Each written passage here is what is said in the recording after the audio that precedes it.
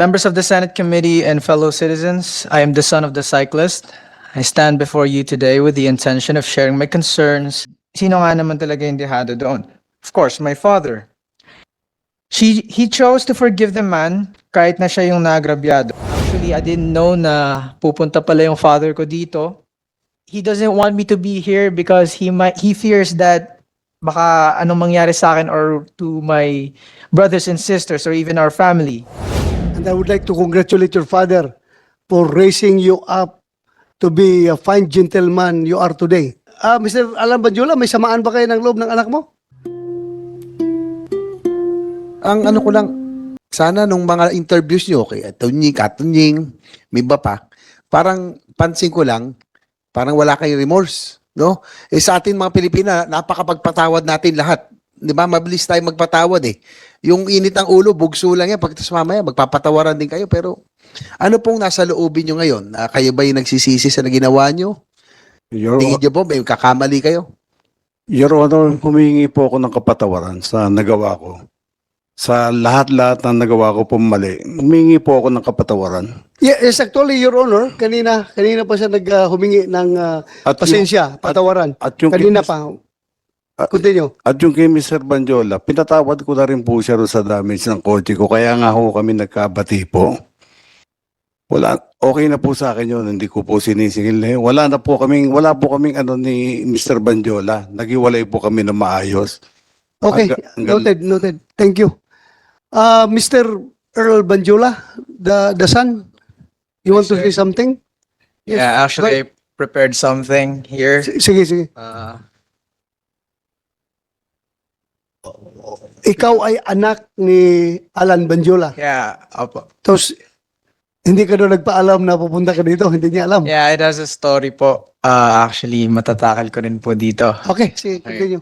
Please. So, good morning, Senator J.V. Ejercito, Ms. Pia Cayetano, Senator Ronald De La Rosa, Senator Padilla, members of the Senate Committee and fellow citizens, I am the son of the cyclist. I stand before you today with the intention of sharing my concerns and frustrations with the public.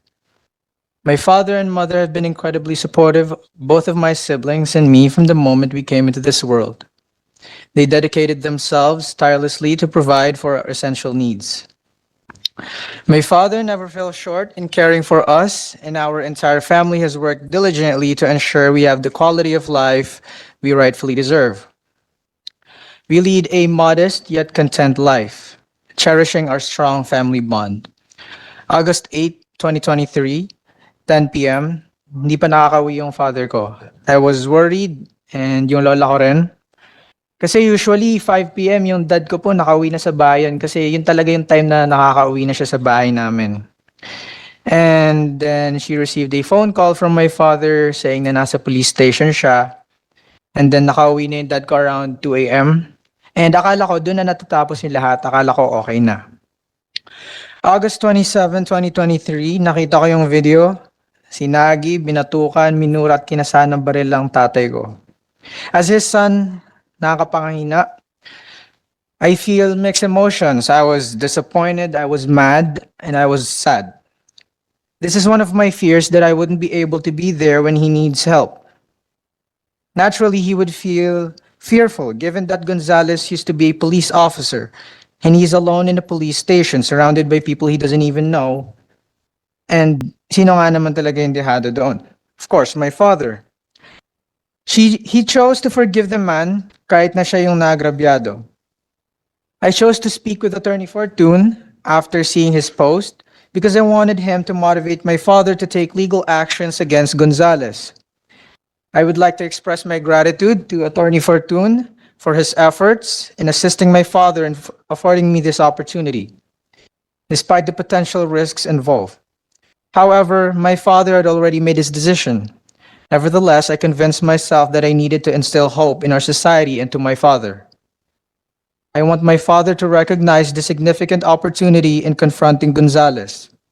However, weeks went by without any progress, and then I was given this golden opportunity to speak in front of the Senate. Actually, I didn't know na pupunta pala yung father ko dito. And I don't want fear to continuously prevail over justice throughout my entire life. God made this happen.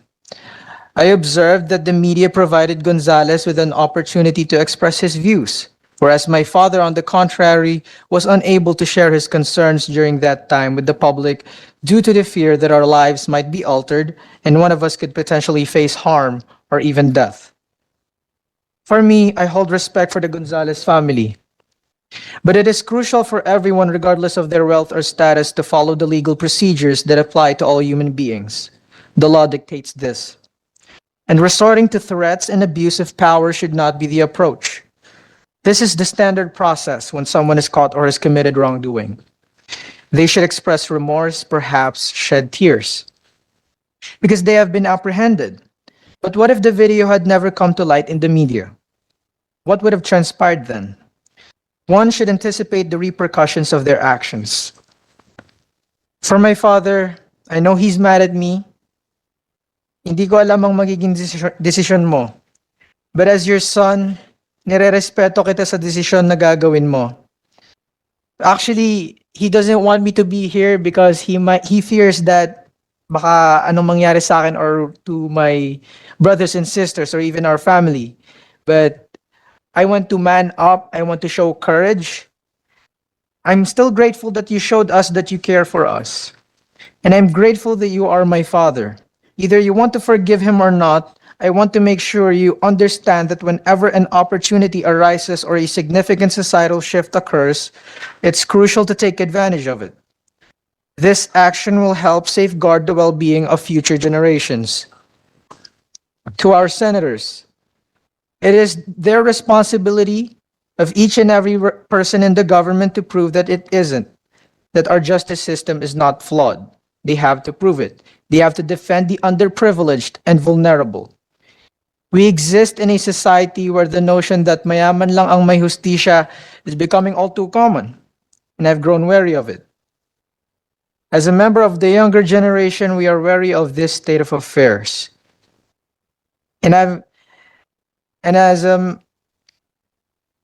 We're tired of witnessing daily news reports detailing the abuse, harassment, killings, injustices, and numerous other injustices suffered by our fellow citizens. And my father is a victim of injustice. Individuals who possess firearms, especially law enforcement officers, should undertake a process aimed at promoting responsible firearm ownership to ensure they use their weapons responsibly and minimize the risk of harm to the public. Those in positions of authority should exercise their power responsibly for the betterment of society. Public taxes should be utilized for the greater good, enabling the creation of laws that ensure the safety of our citizens both day and night, whenever and wherever they venture outside. And it is important to recognize that fear acts as a constraint as humans. I want my father to understand that. Kung ipapakita natin na takot tayo sa ating mga kababayan, yun na din ang magiging paraan na pamumuhay nila habang buhay. Mananatili tayong takot. We must break the cycle. We must exhibit not only resilience but also courage in the face of those who oppressed us. Cease to underestimate the youth, for they represent the future. Don't diminish our potential. Despite our youth, our determination for change exceeds conventional expectations. And allow me to end this with a quote. Injustice anywhere is a threat to justice everywhere. We are caught in an inescapable network of mutuality, tied in a single garment of destiny. Whatever affects one directly affects all indirectly. I hope the Senate will find merit in my words. My aspiration is that this will also serve as a beacon of hope to my father and for the public, indicating the possibility of societal transformation. Thank you. Thank you, Mr. Earl Bandiola. We heard you loud and clear. And thank you for manning up in behalf of your father. And I would like to congratulate your father for raising you up to be a fine gentleman you are today. Ha? Pasalamat pa rin sa tatay mo. Ha? Sana walang samaan ng loob between you and your father because sa akin, napaka-importante yung pamilya. Ha? Mr. Allan Bandiola, may samaan ba kayo ng loob ng anak mo? Okay lang? Actually, nag-aalala lang po sa kanya yan. Sa Nag-aalala kanya, ka Your lang. Honor, as a father po. Kasi hindi ko po alam na nandito yun eh. Akala ko kung nasa school po. Actually, di Kasi po ako humigit sa akin nag-cutting ng take note lang ah. Humingi Mamaya sa pa akin yung ng tao pasok niyan, ko. papasok ng school. So, hindi ko po alam na nandito yan. Mamaya, pumasok ka na ha? Huwag ka galing mo dito. Mamaya pa po yung pasok ko. Ha? Mamaya pa? Mamaya pa po, panggabi po ako. Okay, pero please, I am asking you ha. Please, huwag ka kahit na nakita mo na mukhang nakukulangan ka sa action ng tatay mo, pero huwag kang sumama ng loob sa tatay mo ha. At Mr. Bandiola, napaka-importante po yung pamilya. Kaya yung anak mo, intindihin mo rin yan dahil you raise him up to be a very good person. Kaya siya nagsalita ngayon. Hindi ko Ha? po siya masisisi, Your Honor, kung Ayan. hinahangaan niya si Atty. Raymond Fortun. Kasi magaling naman talaga abogado. Very Wala good. po akong magagawa sa sitwasyon na yan. Model niya. Naging Opo, model Mr. niya. Chair, Mr. Chair, Yes, pwede ba laman kung saan nag-aaral si Earl? sandali lang. I would like to acknowledge the presence of Senator Jingo Estrada. Pasensya ka na, Your Honor. Hindi Okay kita lang. recognize. Sorry for coming in late. Nag-attend ako ng isang hearing pa. Yeah, thank you. Saan ka nag-aaral, Earl? National University po. National University. From elementary to college. Hindi po, college lang po. Elementary, high school. St. Vincent de Paul Academy. Ano kinukuha mo? Civil Engineering. Civil engineering sa NU. Because you have a good diction, ha? Okay. Sige. Salamat. Bakit? Mas maganda pang diction niya sa diction ko. Ikaw, Senator Jingo, you're implying something, ha? My diction is very Bisayanic, ha? Anyway, ganun talaga ang buhay. Hindi ako nakapag-aral sa private na school, eh, kaya barangay school lang yung akin. But anyway, senador naman ako ngayon. Diba? Sino pang gusto magsalita? I would like to entertain. Andito na lang kayo. Pagbigyan ko kayo. Please raise your right hand para hindi ko na kayo in order. Baka may pre-prepare kayo. Pakinggan namin kayo habang andito kayo. Yes, lahat ng mga representative ng bike community, I will give you the floor. Sinong mauna? Please go ahead, Attorney Porton. This time, you are our resource person. Yes, You're not counsel. Yeah, you are a resource person. So you have all the time in the world to express what you want to express. Chairman, Mr. Senator Bato de la Rosa, Senator JV Ejercito, the other honorable members of the Senate Committee on Public Order, magandang tanghali po sa inyo. At around 10:30 a.m. of August 27, 2023, a member of Pinoy Road Bikers Incorporated, a SEC-registered cycling forum, of which I am one of the moderators, and after expressing to me his concern about how a friend of his was maltreated by a gun-toting motorist, forwarded to me a video of a road rage incident that occurred 2 weeks prior. I could have easily ignored it. Hindi naman yung siklista ang naagrabyado ang lumapit sa akin for my help. Nakakatakot yung itsura nung naglabas at kumasa ng baril. And my initial instincts was not to get involved. However, a voice inside me, a conscience that has been molded by my favorite saint, Saint Josemaria Escriva, whispered to me that this man had done the same act of threatening others in the past. This wasn't the first and last time he will do it to a cyclist, a motorcyclist, another motorist, or a neighbor. Saint Josemaria has exhorted laymen to be spontaneous in moments like these, to be selfless despite the obvious risks to life, to be a saint in the middle of the world. I posted the video on my Facebook page and asked for help to identify the gun-toting individual. I knew that there was no financial gain for this act. I have no political agenda, as I'm not even a member of any political party or organization. Hindi ko kailangan magpasikat. My close friends and even the media know that I enjoy my privacy. But my duty as the moderator of the largest cycling forum in the Philippines and my duty as a citizen of this country compelled me to help the poor cyclist, to get this madman off the streets, to protect other Filipinos who might be his victims in the future. Nung kinagabihan, nag-usap kami mismo nung siklista. Sinabi niya na takot siya para sa pamilya niya. Kahit na nangako ako na ilapit siya sa mga senador tulad ni Senator J.B. Ejercito, Bato de la Rosa, or Pia Cayetano, kahit na sinabi ko na ibibigay ko sa kanya ang lahat ng attorney's fees ko kung ito ay ibibigay ng husgado, tinanggihan niya ang aking alok na tulong legal dahil sa tinding takot para sa kapakanan ng kanyang pamilya. Ginamit niya po yung word na riding in tandem. Pwede niya pong aminin yan ngayon. His refusal to avail of free legal services did not dishearten me. Instead, it steeled my determination to pursue this matter even if it meant exposing my family to danger. For I come from a state university where the graduates live by the motto, kung hindi tayo kikibo, sinong kikibo? Kung hindi tayo kikilos, sinong kikilos? Honorable Senators, I come to this hallowed chamber to ask for your help.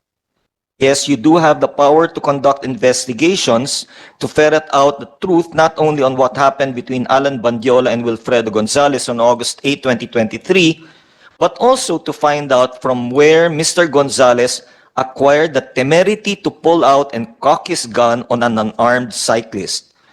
Sinong nagbigay sa kanyang lakas ng loob? Sino ang kanyang sinasandalan? Ano ang ginawa ng mga responding policemen? Why was Bandiola left alone, afraid and hungry for 5 hours at Galas Police Station? The only outcome being a handwritten kasunduan that even left out the details of the grave threats committed by this ex-policeman, who should be held responsible for Bandiola's seeming loss of faith, that his honor would be vindicated and that the perpetrator would be punished.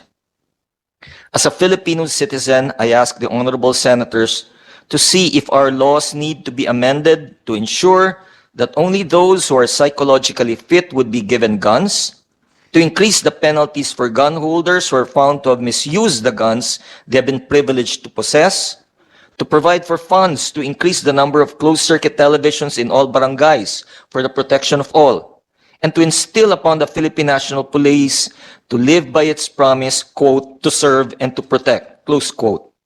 Finally, I believe it is about time that a law be passed that truly encompasses the needs and protection of cyclists, to consider tax incentives to companies that provide bike parking areas and shower facilities, to consider giving tax exemptions to employees who use their bicycles instead of their cars as a practical way of decongesting Metro Manila streets, to reduce the customs duties and taxes for bike parts so that the same may become more reasonable for the bike-to-work community, and to improve the bike lane infrastructure so that more people will be encouraged to use the bike lanes in going to and coming from work, if not for exercise. What happens to Mr. Gonzales is not my concern. That is a police matter. Kung ayaw ng siklista na makulong si Mr. Gonzales para di na mangyari sa iba yung ginawa sa kanya, nasa sa kanya na yon. My only wish is that out of this Senate investigation, laws will be passed for the protection and good of all, for cyclists as well as the general public. I have faith that you fine gentlemen and ladies of the Senate can make this happen during our time. Maraming po salamat. Thank you, Attorney Porton. And Thank thank you, you Mr. for Chairman. taking the cudgels for us, the cycling community, including us, Senator JB, Senator Pia. Ako, we are all cycling enthusiasts. Thank you for that. And I think, thank you for your courage to expose everything.